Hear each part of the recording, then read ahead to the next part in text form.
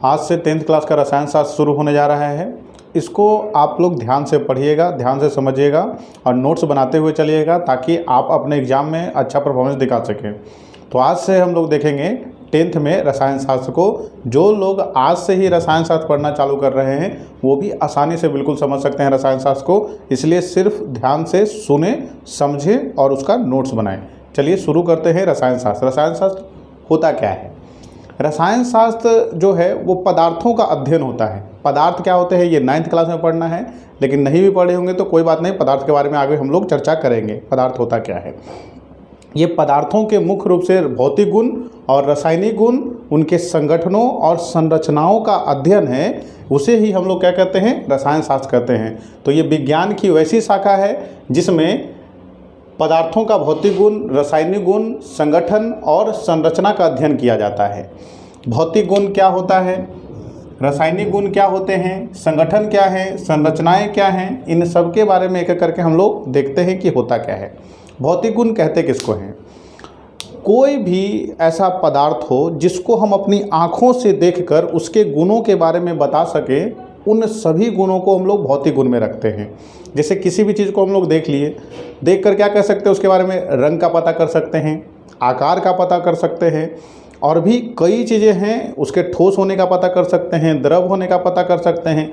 तो ये सभी चीज़ें जो हैं हम लोग आसानी से देख कर पता कर सकते हैं।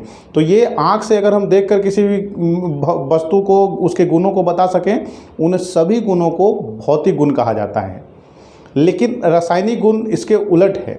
ये वैसा गुण होता है जिसको हम अपनी आँखों से बिल्कुल भी नहीं देख सकते। इसको देखने के लिए विशेष प्रकार के यंत्र की आवश्यकता हमें होती है। तो जिसको हम अपनी आंखों से नहीं देख सकते हैं फिर भी वो हमारे अस्तित्व में है, तो उन गुणों को हम लोग कहेंगे रासायनिक गुण।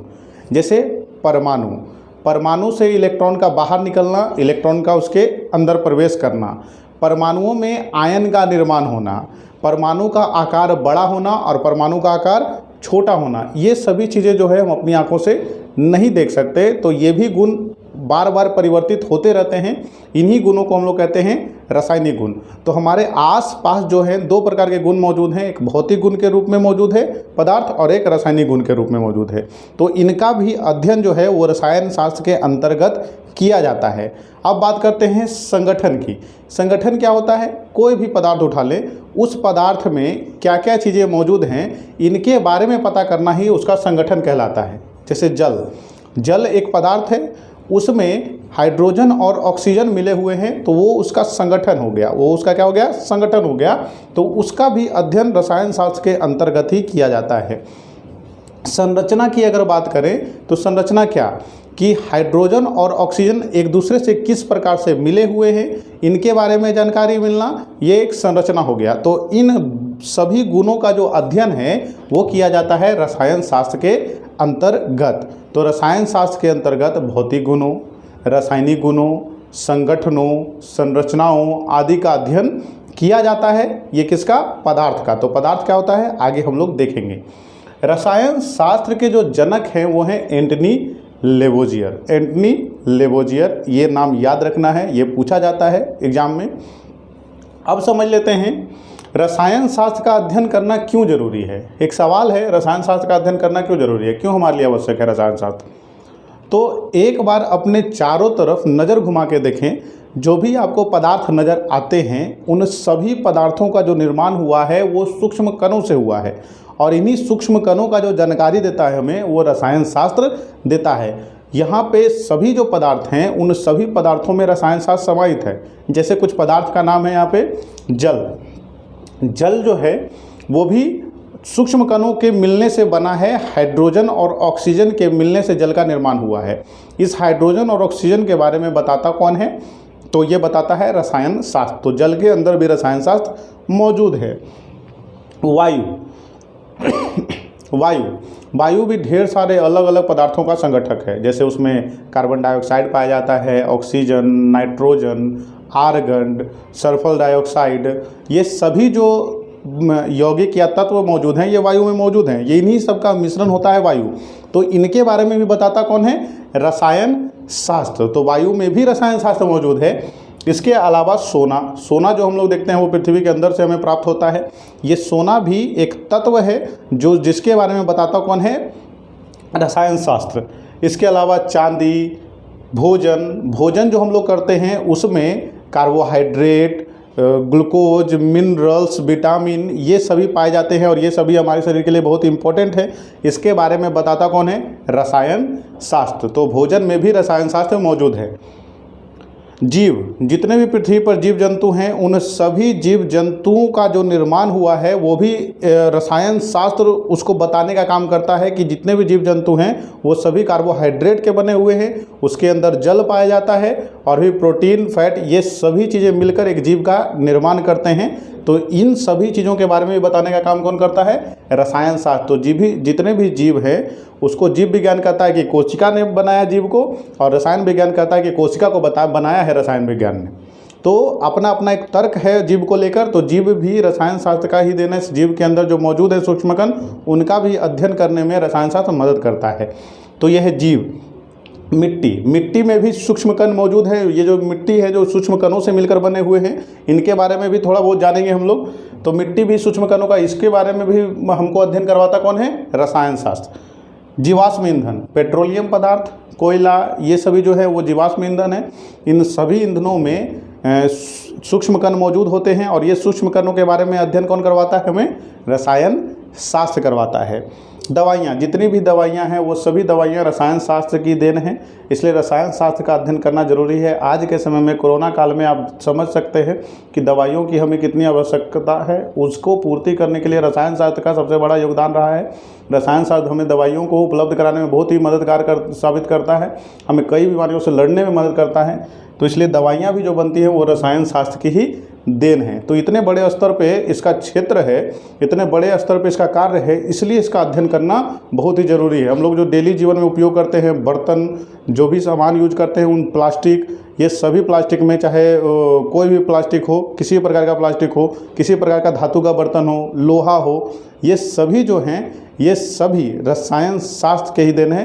रसायन शास्त्र से ही हम लोग इनको समझ पाते हैं। तो रसायन शास्त्र का अध्ययन करना बहुत ही ज़रूरी है।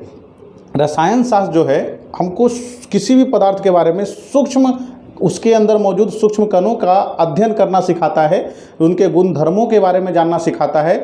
ये सूक्ष्म स्तर पे कैसे कार्य करता है उसको समझाने का काम करता है, इसलिए इसको समझना बहुत ही ज़रूरी है। रसायन शास्त्र हमारे जीवन में बहुत बड़ा महत्व रखता है, इसलिए इसको समझकर पढ़ना बहुत ही आवश्यक है। इसमें हम धीरे धीरे करके समझेंगे कि रसायन शास्त्र का क्या महत्व है हमारे जीवन में, उसको एक एक करके समझते चलेंगे और इसको एकदम प्रयोग विधि से, आम उदाहरण के तरीके से इसको समझकर पढ़ेंगे। तो चलिए अब देखते हैं रसायन शास्त्र के क्षेत्र और समझते हैं कि कौन कौन से इसके क्षेत्र हैं।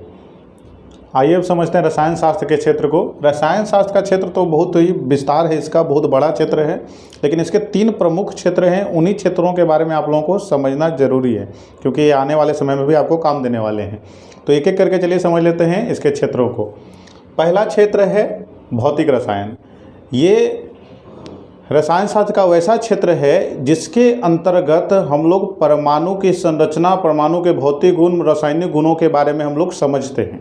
तो ये है इसका भौतिक रसायन। भौतिक रसायन में हम लोग क्या देखते हैं, परमाणु के बारे में अध्ययन करते हैं, परमाणु के गुण धर्मों के बारे में अध्ययन करते हैं भौतिक रसायन के अंतर्गत। दूसरा जो क्षेत्र है इसका अकार्बनिक रसायन। ये रसायन विज्ञान की वैसी शाखा है जिसके अंतर्गत वैसे पदार्थ आते हैं जिसमें कार्बन मौजूद नहीं होता है, कार्बन मौजूद नहीं होता है। तो वैसे पदार्थ जिनमें कार्बन मौजूद नहीं होते हैं उन पदार्थों को अकार्बनिक रसायन के अंतर्गत रखा जाता है।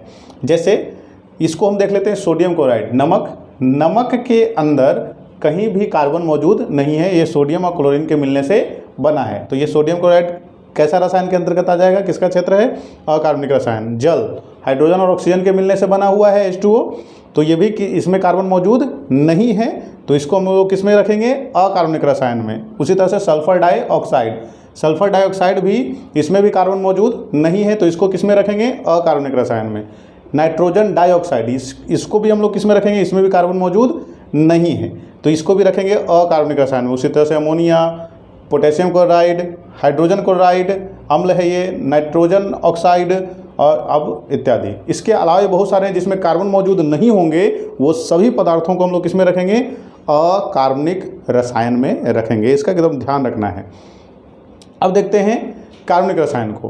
कार्बनिक रसायन शास्त्र का वैसा शाखा है जिसके अंतर्गत वैसे पदार्थ को रखा गया है जिसमें कार्बन मौजूद होते हैं। तो वैसे पदार्थ जिसमें कार्बन मौजूद रहते हैं उन पदार्थों को कार्बनिक रसायन के अंतर्गत रखा जाता है। तो इसमें जितने भी पदार्थ आएंगे उसमें कार्बन मौजूद होगा ही। जैसे अब देखिए CO2 कार्बन डाइऑक्साइड, इसमें कार्बन मौजूद है। उसी तरह C6H12O6 में ग्लूकोज में भी कार्बन मौजूद है। चीनी C12H22O11 में भी कार्बन मौजूद है। यहाँ पे देखते हैं मीथेन में भी कार्बन मौजूद है। इथेन C2H6 में भी कार्बन मौजूद है। C3H8 प्रोपेन, इसमें भी कार्बन मौजूद है। इधर देखते हैं C25H52, ये मोम का सूत्र होता है, इसमें भी कार्बन मौजूद है। तो जिसमें भी कार्बन मौजूद होगा वो सभी पदार्थ कार्बनिक रसायन के अंतर्गत आएंगे। जिसमें कार्बन मौजूद नहीं होगा वो सभी पदार्थ अकार्बनिक रसायन में आएंगे। और इन दोनों को समझने के लिए जिस रसायन क्षेत्र का अध्ययन करते हैं हम लोग वो है भौतिक रसायन, क्योंकि यहीं पर सबसे ज़रूरी काम होता है और इसी के बाद सभी प्रकार की क्रियाएँ होती हैं। यहाँ पे क्योंकि परमाणु, इसमें सोडियम और क्लोरीन भाग लिए हैं, अभिक्रिया करके सोडियम क्लोराइड बना है। तो ये कौन बताता है हमें, ये बताता है भौतिक रसायन। ये भौतिक रसायन बताता है। तो ये रसायन शास्त्र के क्षेत्र हैं। क्षेत्र तो बहुत सारे हैं लेकिन ये 3 क्षेत्र इंपॉर्टेंट हैं जिनके बारे में समझकर आप आसानी से रसायन शास्त्र को समझ सकते हैं। तो हम एक एक करके थोड़ा थोड़ा जानकारी लेंगे। आज के लिए इतना ही। कल हम लोग देखेंगे पदार्थ क्या होता है, पदार्थ के गुणधर्म क्या है, कुछ बेसिक जानकारी, क्योंकि 9th में इसको पढ़ना है तो हल्का फुल्का जानकारी ले लेंगे उसके बारे में। और उसके बाद हम लोग चालू करेंगे रासायनिक अभिक्रिया। तब आसानी से रासायनिक अभिक्रिया हमें समझ में आएगा। ध्यान से आप इसको पढ़ते चलें, समझते चलें, नोट्स को बनाते चलें और आने वाले समय में इसका परिणाम जो होगा बहुत ही अच्छा होने वाला है। इसको ध्यान से पढ़ें। आज के लिए इतना ही। धन्यवाद।